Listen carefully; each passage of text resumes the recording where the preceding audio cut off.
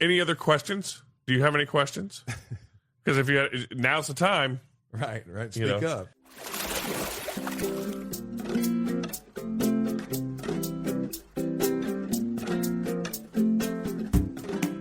Ladies and gentlemen, welcome to another edition of the Aloha Pools and Spas Deep Dive Podcast. And yeah, there you go.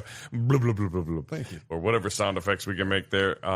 We appreciate everybody that's tuned in, all the folks watching and even listening. We've got a lot of people that just listen to the podcast as well. We would welcome your suggestions, your ideas, your subscriptions, and, of course, any comments that you want to leave us down below. Let us know what you're thinking. For those of you listening, you can't tell that I'm head bobbing right now. Yes, he is nodding. Saying, that's exactly right. So, all that being said, today we're going to talk about is a semi. We're going to try to touch on all of them, but we really want to talk about the semi in-ground pools. Right.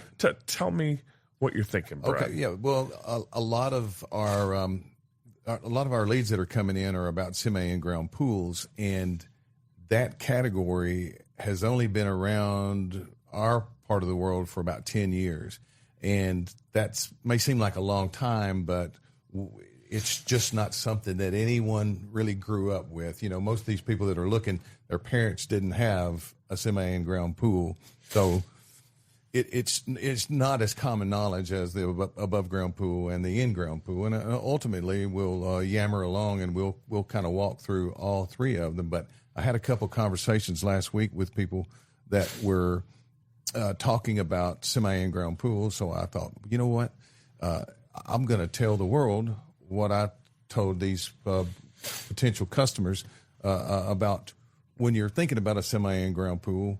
What all is there to think about? So I think to start with, a semi-in-ground pool picks up in price where an above-ground pool leaves off, and then it stops at about the area where, and in that price range where an in-ground pool picks up and takes off. And so the basic structure of a semi-in-ground pool is that it can be buried halfway in the ground and it can be backfilled around. And that's unlike an above-ground pool, which people do backfill around above-ground pools, but we say absolutely no way, because if something happens to the liner, when something happens to the liner, there's a high probability that the walls will cave in because they're not built. They're built to hold water in, but they're not built to hold the earth out, so to speak. So they're really strong, holding water in, but it's not a structural. I guess you wouldn't think about that. You would think that the earth would help hold the wall, but that's not how that works. Well, it does while water's in, but when water goes, and let's just say when you take the water out of the pool, then now the dirt, if it's really tight and nobody stands on it while they're putting in the liner, which is next to impossible, then then it could be okay. But more times than not, we hear the stories about, my pool is caved in. How much would you charge for me to fix it? Well, you have to take the wall down. You have to shovel all the dirt out of there, and then you have to build the wall back. It's more expensive. It's just about as expensive as getting a pool because of all the labor involved. So backfilling an above ground pool is a no-no. And again, I've seen it done hundreds of times. We just don't do it. We won't recommend it. We won't price it to anybody because the liability there makes sense. It's not something that a professional would ever tell you to do. So along comes a semi-in-ground pool, and what I found myself telling these 2 or 3 customers the Friday and Saturday that were looking at these things. A semi-in-ground pool is basically an in-ground pool, ours are, but with stronger bracing because the walls are 10 inches taller. So stronger than an in-ground? It's basically in-ground. It's the same, built at the same factory as an in-ground pool, and it's the thickness of steel, and the exception is the braces are this massive, sturdy A-frame brace. It's a one-piece brace. It's just stout, super stout, and partially because like you said on the above ground pool, that you think the earth would help, right? Much like a fiberglass pool, the backfill, you fill a fiberglass pool and you backfill a fiberglass pool at the same rate. So the earth comes up, or rather in that case the rock comes up at the same rate as the water does. Okay. But so on a semi in-ground pool, the manufacturer assumes that half of it's going to be out of the ground, and then they also know that half of it's going to be in the ground, so they've got to build it for both conditions. I see. And so what that leaves you with is actually probably parts of that pool is more expensive than similar parts of an in-ground pool because of the nature of it. The panels are shorter, so the braces are more frequent. So there are more braces. The braces are massive, and at the end of the day, you've got a pool though that will withstand full burial, or partial burial, or full burial with a concrete deck around it, and it just starts off at a much lower price point. But so the thing that I think people are seeing now is some of these on some of these Facebook groups that are, semi in-ground pool Facebook group. If you're considering it, go on there, and you'll get an education, but it could be the wrong education, because it's funny to watch all these comments about, right. Oh, you got to tell your contractor. That's actually one thing we were going to do is look at all the comments and comment on the comments. It's ridiculous to think that would be the place that you go and get your information. People do it though, and you have to sift through about anything. Yeah. Yeah, but I mean, there's some people who can really sound like an authority, and I can watch and think, you have absolutely no idea what you're talking about. So anyway, but you can go and you can look at people's pictures, and if you want to sift through and have some fun, listen to or reading some of the comments. But but as I'm talking to these customers, I know what they're doing. At least we feel like this pool is meeting people where they are. They would like to have an in-ground pool, or they want a pool that's not so high out of the ground. And if money were no object, or if they could see it in their price range, they'd rather have it mostly in-ground. And so part of what we do is to make it affordable, make it not the price of an in-ground pool, is just not to put it that far down in the ground. And what that leaves is, that means that we're not backfilling the pool. We're leaving it for a do-it-yourselfer or the next contractor. So here's where the bottom line on what I feel like a semi-in-ground pool is good for, what that customer looks like. That customer is either a do-it-yourselfer who wants to take a pool that's in the ground, set at the level that it needs to be set, and then make their look their own. They don't mind to do the handiwork, or maybe they want that look and feel of a in-ground pool or a semi-in-ground pool, but they are okay with swimming. And they're not handy. They're going to have to pay a contractor to finish out the pool, but they want to step one step at a time. So they'll get the pool this summer, and then they'll contract the other work the next summer. So it's a phased project, and it allows them to build their bank account back up to do that. Because one of the main things I need to convey to potential customers is that we've had plenty of customers to call back and say, you know what, I wish you would have just talked me into an in-ground pool, because by the time I got finished with this thing, I had just about, or for a few more $1,000s, I could have had an in-ground pool. Right. So that would be a key takeaway from this video here, is just let's walk through this together, and let's talk about it, and not try to get pigeonholed, or not trying to get like, this is what I'm going to do. The semi-in-ground pool is the way. Let's look at the prices and see what we're going to do around the pool, and then see if that is going to be, if that's going to be an affordable solution. One of the things that I find, my son builds a lot of these pools, and Case will tell me that he finds himself matching the elevation of the pool up to a deck, an existing deck or a raised patio. Okay. And that makes it where your possibilities open up, because now we've got a target to get to. We've already got a flat surface over here. And so let's just say we get about 8 feet out from this flat surface and we get it at the right level.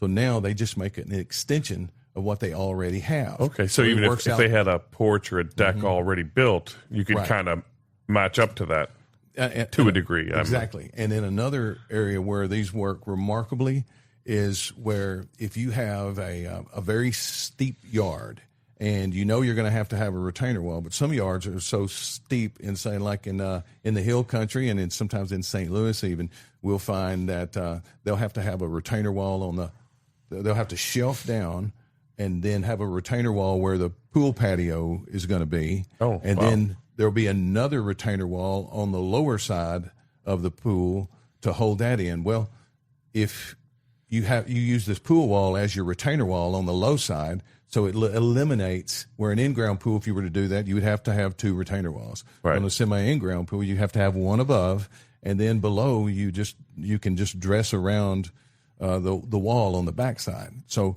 it starts to save money, and it starts to make a lot of sense, because essentially you're going to have an in-ground pool on one side, and then you're going to have that wall, but it's something that you can cover really easily on the backside. So and it all kind of depends on. It sounds like they're very situational.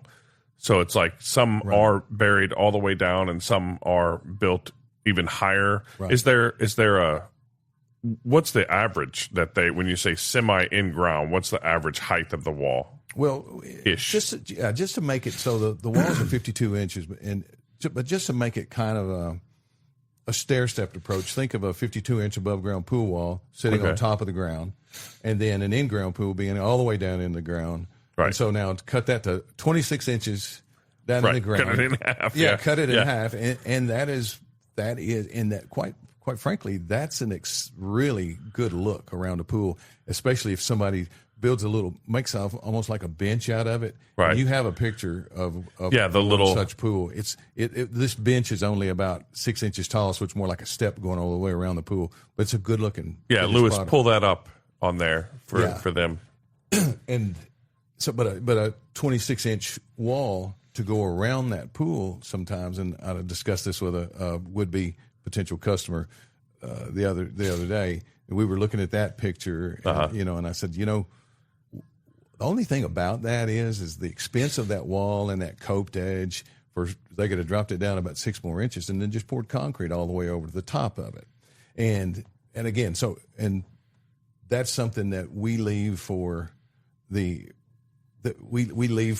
another contractor to do, because people say, well, why don't you just do that too? And then I'm not saying this, I'm stubborn, and I'm the old stubborn guy, because I always say, well, that would be an in-ground pool at that point. Right. Why don't you look at our in-ground pools? And in reality, if you do that with the cost of the semi-in-ground pool, and build it for it to be strong enough to be in the ground or out of the ground, and versus that, when you weigh everything together, if we were to do that, which we don't, but if we were to, I would really suggest we strongly look at the in-ground pool as well, because another thing too, we'll do a full burial for this, and basically what we do is we take and we make our equipment just like our in-ground pool equipment. And so we upgrade the plumbing and the filter system and all, and then the extra dig and dirt, it drives it up. And then so when you add a deck onto it, we really need to look at those numbers closely. I didn't even know these existed until I started working at Aloha. Yeah. I guess I may have even seen them out, but just always assumed they were a short above ground pool or something like that. So I didn't know the intricacies of the differences. Yeah. And we call them Stealth. Stealth is a brand. So that's a brand name? That. Well, my brother Dennis and a friend of ours, Peter von Hofgarten, is out of Nashville. He and Dennis got together one winter and got with some pool manufacturers and created this category basically. And I think there's probably some other manufacturers out there that take two above ground pool walls and put foam in between it, and they say, hey, this is a semi in-ground pool, but in-ground pool people like us sneer at that. We like our steel. We know it's going nowhere. Yeah. And to that point, these are not above ground pools where you expect to get 20 years out of them. This is in-ground pool material, and you can expect them to be there for much longer for that lifetime of an in-ground pool. So yeah. Okay. Wow. Yeah. And the vinyl liner is the only. Is there any kind of semi in-ground vinyl liner? I mean, other than vinyl liner, or is that what it is? It's just. Not that I'm aware of that's gotten any real traction. I've seen somebody say we've got a fiberglass semi in-ground pool. Yeah, that's kind of what I was thinking. Yeah, I've seen that, and I don't know that there's any manufacturers that's looking at that thinking, right, okay, this is the next thing. There's a lot of structural issues that that I don't think you put that in just anyone's hands at this point. Okay, yeah, but no, we also buy. There is a difference in above ground pool liner and a semi and an in ground pool liner, but we put the in ground pool material in our semis. Okay. Well, now I want to know. Heavier, yeah. Now I have to know what that difference is. It's the thickness of the liner, just the thickness of it, and an above ground liner that we buy our above ground liners from an in ground pool liner manufacturer, so our above ground liners are heavier than a lot of the stuff that you'll see out on the market. I think there's 48% heavier liners. So much so that in the winter, if we're building pools in the wintertime or cold weather, that they are so strong that they can pull the wall down. So we have to be careful putting water in. They're that thick, but they also tend to last a little longer as well. But the semi in-ground pool liner is basically an in-ground pool pattern that gets made to accommodate the taller wall from the factory, so you don't have multiple seams going around the thing. I'm talking shop talk now, so. But that's good because even as a consumer, I would want to know the difference. I just assumed all vinyl liners were vinyl liners. I didn't know that your above ground was thinner than standard. And some manufacturers will take. There's a term called virgin vinyl, which has basically not been pressed out before, and so it's new, and any excess material that gets cut in the making of a liner gets packaged up and shipped back to a vinyl factory, and they call that regrind or non-virgin or Yeah, so they remelt it. This is a family show. they melt the liner back and re-extrude it. And I'm talking like I know what I'm talking about. But I see. Yeah, you're not. Yeah, because I guess unless you're really involved in the making of the vinyl. Yeah, and so it just some of the elasticity goes, and so I think along with that goes some of possibly the longevity of the liner. A little bit of a rabbit hole from the semi in-ground pool or in-ground pool. Yeah, but that's still, I think, important knowledge. So part of it. if I'm shopping for a pool, how do I know, other than just cost, right? Who because sometimes like we even had the girlies on, and they said at some point you want to go big so you don't have to keep adding on later, right?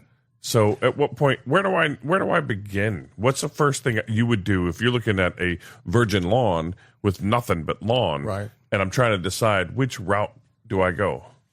Yeah, I think a lot of it is budget and preference. And anytime I'm talking to somebody that doesn't, when I sold a lot of pools, back in the day that I sold a lot of pools, I did not have semi in-grounds as an option.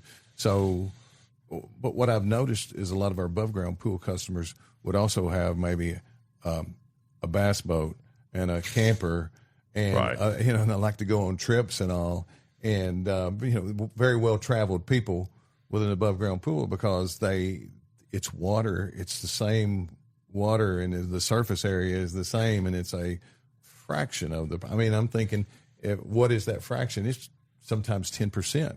You can get the same amount of volume of water for about 10% the price. So that's kind of hard not to look at, especially when you have other things that you like to do, and so. And that makes sense. Yeah, if you want to split that, you have a finite budget for recreational, anything. And if I had an RV, maybe I didn't want to put all that RV money also into an in-ground pool. I could have an above-ground pool and an RV. Right. And then there's some HOAs, homeowners associations, in some of the areas that we serve that won't allow it. So sometimes that rules that out, and the homeowners associations are slowly coming around to what a semi-in-ground pool is, and they're becoming a lot more widely acceptable at that point. But yeah, I do have one big question here, and this might be an edit. This might be something that we edit. I hope it's a stupid question that I tell them do not edit, because I've said all kinds of stupid things, and I say, I know. Edit this and then I say, no, don't edit that. It's good. Leave it in. It's authentic. Yeah, let us show everybody how stupid Brad is. So if I'm thinking about budget, and I go all the way down, and I think the very first thing that I see a lot of people do, they want to get a pool, so they go to Walmart, and they get one of those above ground Walmart pools. It's the gateway drug. The gateway drug. But why should you or should you not get one of those like rubber? Because like those always look like, when I see them, I'm always like, man, I feel like that's just going to fall in. Right. You know, when I look at it. Yeah, and what's the deal? I'm sure they have. I think what it is you get into the pool for a really low price. Mm-hmm. And so you've got water. And so to me, if that's where I was, if that's what I could budget, and I could have a pool to float in, I'd get one. Okay. I mean, knowing what I know. So we just don't look down on any pool owners. If they like you said, it's a gateway drug. You get the, not that we want to look, but I mean, get them into water. Off air. No, I would definitely no. Actually, no. What happens a lot of times that they'll come to us when they are able to, right? Because they know the downsides of it, which is a lot of times their filtration is a little suspect, and it creates a lot of work on the customer because it's a small cartridge filter typically, and you have to take it apart and wash it off, and you have to do that quite frequently. You're gonna say it'd just be just as much work or more work, either way. It's going to be, it'll be more work, and then some people, I think they have to take their pool down in the end of summer and then put it back up in the spring, and so they have to store that. And, oh, gotcha, yeah. It's not like you can just call for a pool open or close for some of those, huh? No, I don't know that we ever close any of those pools there. Yeah, but yeah, it's a totally different. So two things could happen there. People could say, I don't want a pool. I had a pool from the big box store, and it worked me to death, Yeah. So I trust, though, that if they get the pool and they like to swim, and they talk to one of their friends that has an above ground pool or an in ground pool, that they will say, oh, our pool is nothing like that to take care of. And then eventually, when they're able to, they'll come see us. Okay. Yeah. Yeah. So it's just not to be. But in my mind, you wanted me to bash the $99 pool, did you? Yeah.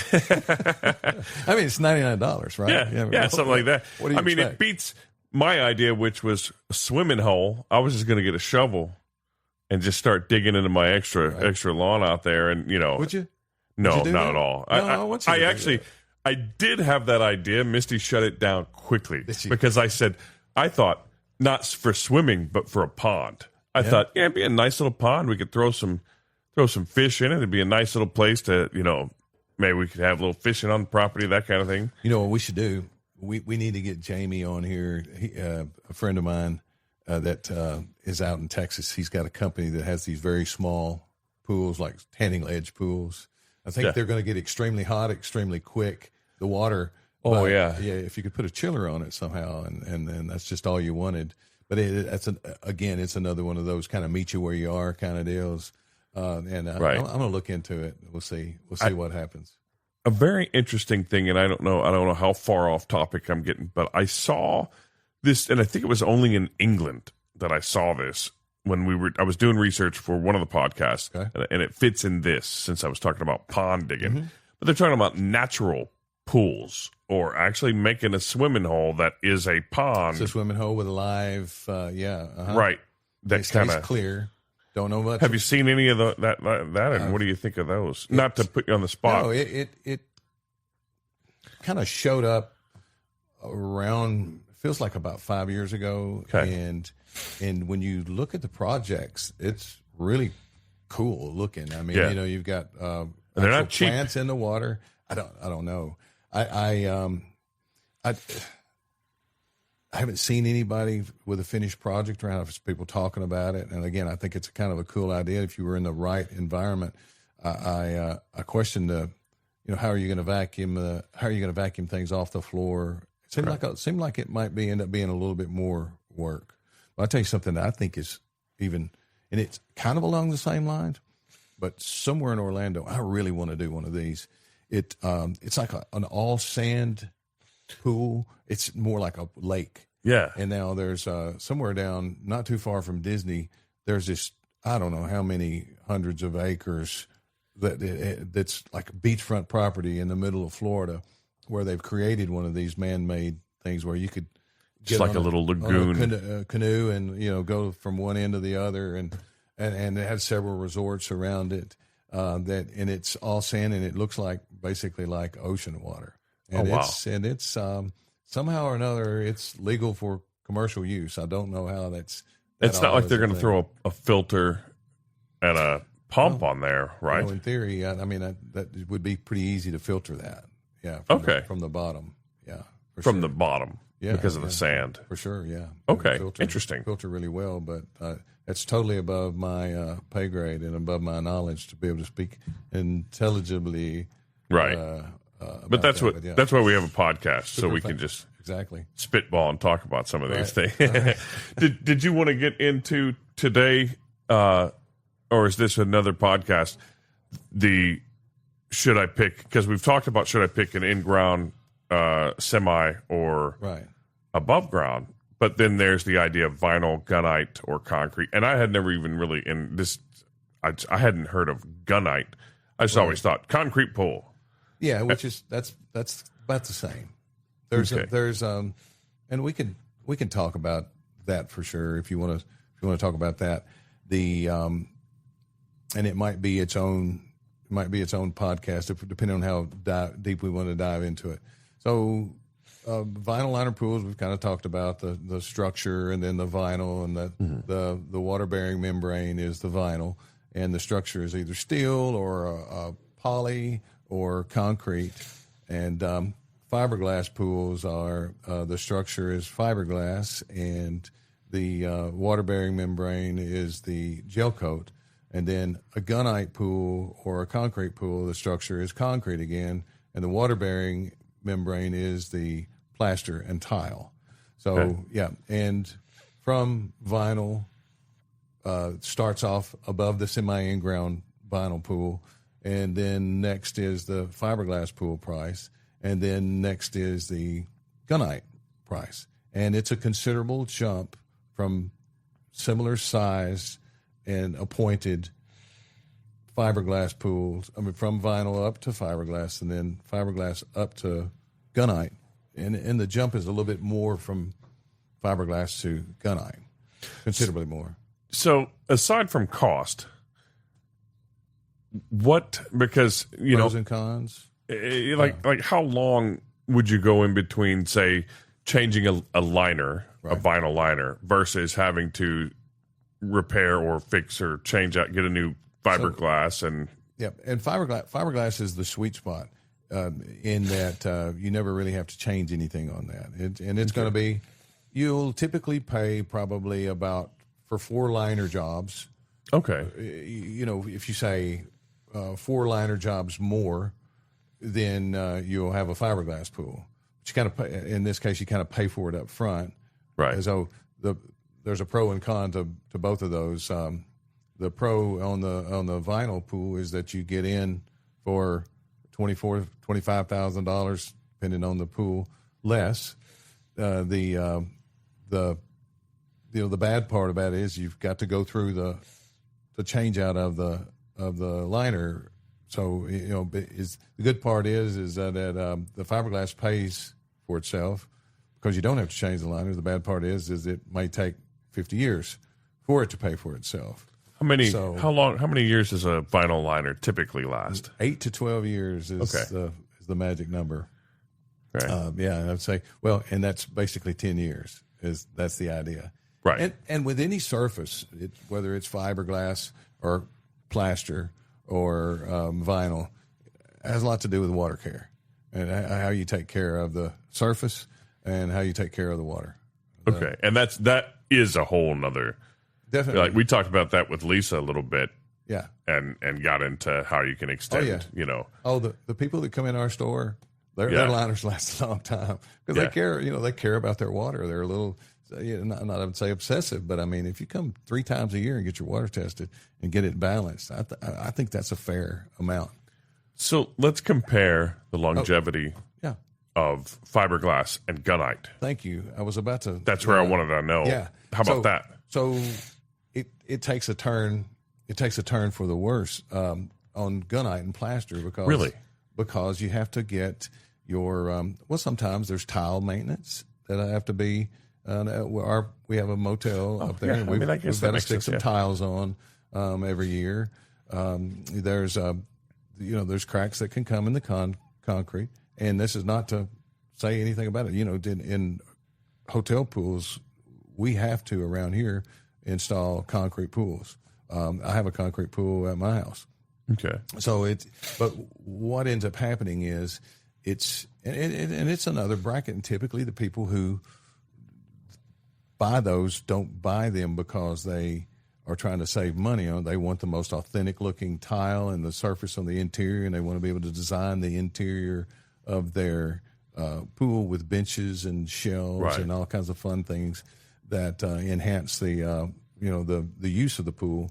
So they're not as worried about that replaster or retile because in some worlds, you remember in the late 90s when there's that dark green color everywhere? Yeah. And the kitchen cabinets, the countertops, the floors, the bathrooms. And the ducks and the hunting dogs on the strip in the 100%. Middle in your room, and the maroon went with it. Exactly. So so you'll find that fiberglass people, they'll stay in their lane of timeless colors. Yeah. Okay. Vinyl people, they'll go with the flow of what's popular now because they, in 10 years there will be a new set of patterns, and then in 10 to 20 years, that's about what you can expect out of the plaster lifetime. You can expect that it's going to be time that somebody's remodeled their kitchen.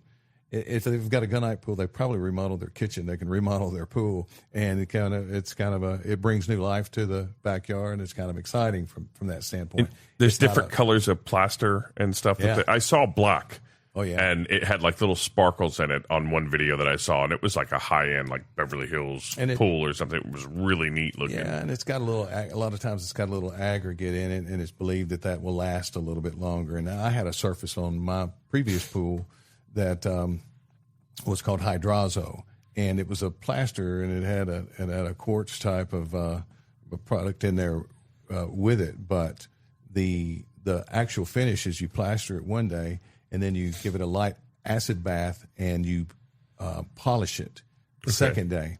And what you get out of it is this really tight, closed cell surface that's smooth to the touch. So it's not very grippy. It's not slick, but it's closer to that feel of vinyl. It was nice. Okay. Nice finish on it. And also, if you're a little bit abusive to the pool in 10 years, you can repolish it and get the color back and get the feel back on it. So. How much does the color of your liner, fiberglass, and or gunite affect the temperature of the water? That's a good question. Because I was thinking the black pool, and then all in my mind I was thinking, wouldn't that heat up the water? Yeah, and I do believe that the dark blue liners and the black, I do believe it has a tendency to hold heat a little bit better. Which could be good for extending your... It could be, yeah. I wonder if anyone's ever done that. That might be an interesting experiment for us to measure temperatures throughout the season. I would say so, because I think it could have an effect, even though I don't know that it's a big enough effect for you to steer one way or the other with heat pumps and heat and cool pumps. Right. It's so affordable to heat and cool your water that I would, if I was looking at it. I know there's going to be an analyst that will want to know that exact. But no, I would get what I wanted. I would go for the look. Yeah, if any engineers or someone who would know that the temperature of the water and the color, and if only we had a way that we could get on our phone and just physicist ask it questions. Yeah, and it return answers. That'd be amazing.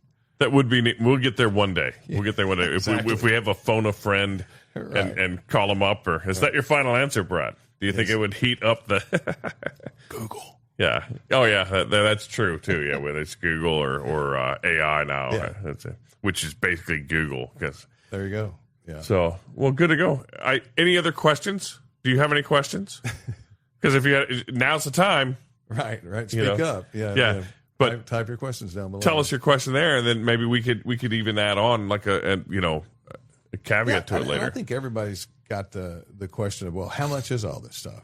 So we can go through that, and prices range depending on the amount of inspections that we have to have, the degree of difficulty of a particular yard. Let's just say if we're out in the middle of nowhere with a yard wide open, and the dirt stays on the yard, and we can get all the way around the pool with machinery, that's one price. And then the really tight yards with retainer walls and a lot of hand backfill and things like that, a lot of hand work, then the prices go up. So when I quote ranges, it'll be a really wide range. An above ground pool will start around probably $6,000 installed for the smallest and the entry model, and go on up to probably as much as $20,000, depending on if you buy a nicer package. And we've got that's installed. Oh yes, and this is say 6 to 20, but 20 is, I don't know that I've seen one quite that high.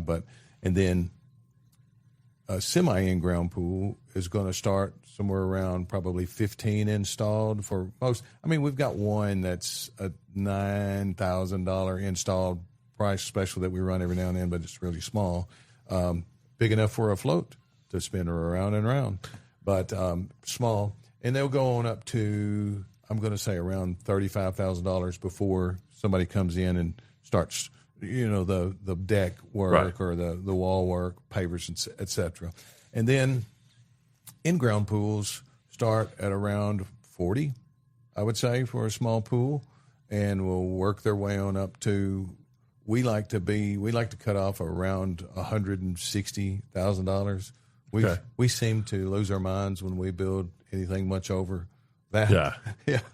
And we just try to stay in our lane like that. Every now and then we're building a over $500,000 project this winter at a country club. Right. And we got another $300,000 pool that we're doing for an individual as soon as they get their house in the dry.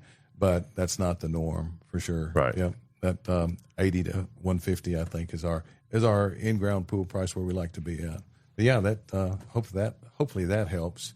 And so, one other thing, if I say an in-ground vinyl pool is that $40,000 to probably $100,000, and then the fiberglass was probably going to be $55,000 up to $130,000, depending. And some of these contracts that I'm seeing coming through are more than just a fiberglass pool installed. So if I'm saying $130,000, it's not for the pool, a basic pool package. It goes on up.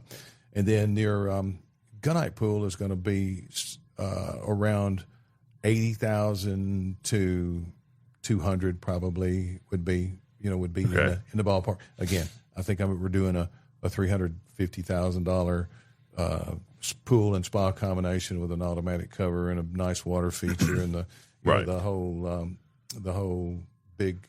I mean, I imagine that there's no upper limit. If you were Elon Musk and you wanted to build a lazy river and a huge triple tier with hot tubs in the middle and a grotto, and we built a